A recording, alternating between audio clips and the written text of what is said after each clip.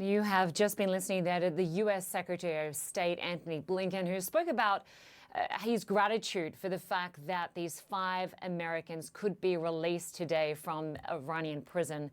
He said that he also spoke about Bob Levison. This is the American detained in Iran who is believed to have been killed or died in custody.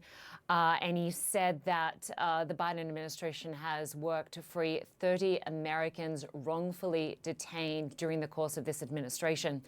We also heard earlier that the Biden administration will issue new sanctions following the release of those Americans, targeting Iran's military of intelligence as well as Iran's former president Ahmadinejad.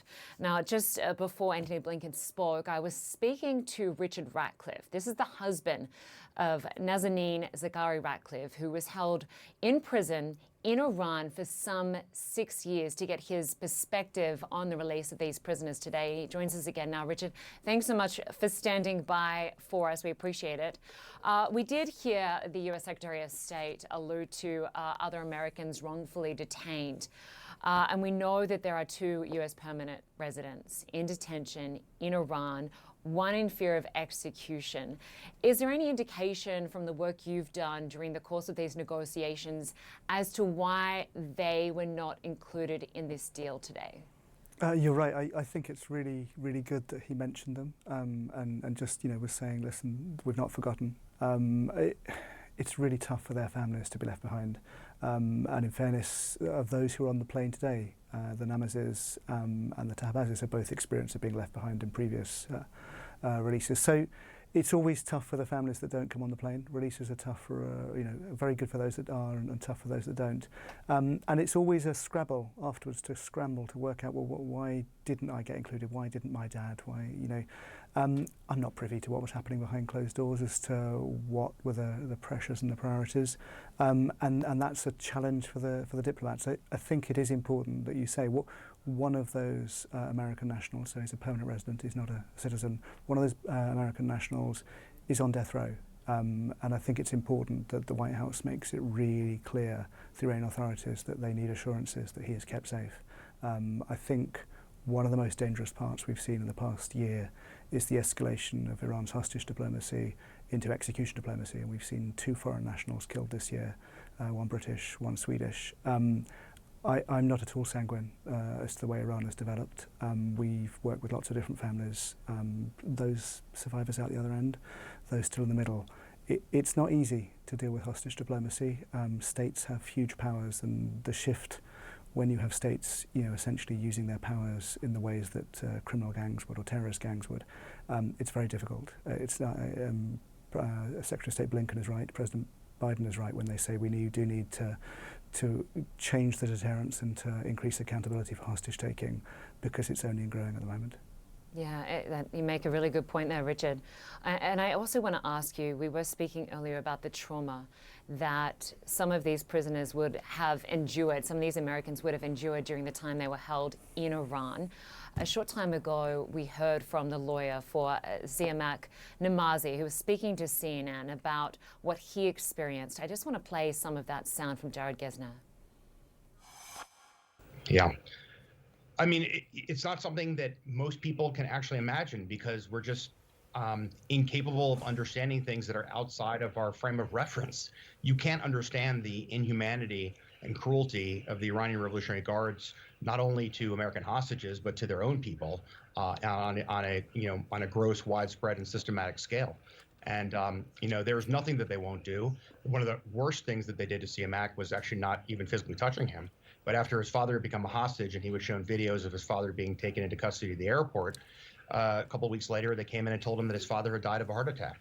And we're very sorry, we're not going to be able to let you out of here in order to bury him. And they left him that way for 1 full week before they came and told him that his father was still alive. You can't even imagine the trauma and what was going through Namazi's mind as he was told that his father had been killed, only to find out later that he was indeed alive.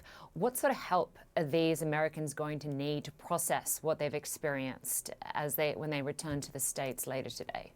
I mean, that's exactly right. They will have been through such a profound cruelty.